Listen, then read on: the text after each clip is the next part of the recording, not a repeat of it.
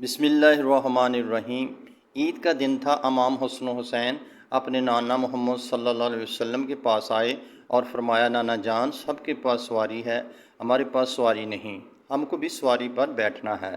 آپ صلی اللہ علیہ وسلم نے امام حسن کو اپنے ایک کندھے پر بٹھایا اور امام حسین کو اپنے دوسرے کندھے پر بٹھایا اور کہا، حسین بیٹا، میرے سر کے آدھے بال مبارک تم پکڑ لو اور آدھے بال حسین تم پکڑ لو، میں تم دونوں کی سواری ہوں۔ محمد صلی اللہ علیہ وسلم اپنے شہزادوں کو کندھوں پر بٹھا کر گھر سے باہر آ گئے۔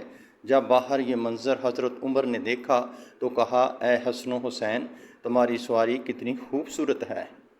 اس کے جواب میں محمد صلی اللہ علیہ وآلہ وسلم نے فرمایا، اے عمر، سوار بھی تو دیکھ، سوار کتنے خوبصورت ہیں، ماشاءاللہ۔